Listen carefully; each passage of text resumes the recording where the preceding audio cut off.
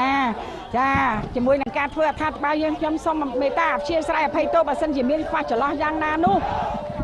ចាឥឡូវនេះសូមជម្រាបជូនទូកគូពិសេសគូទី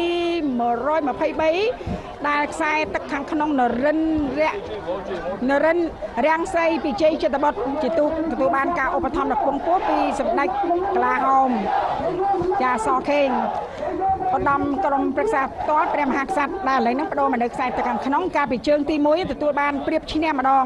ចាទៅលើសវណ្ណរាជសីបារមីបន្ទាយមហានគររបស់ឯកឧត្តមដិតទីណា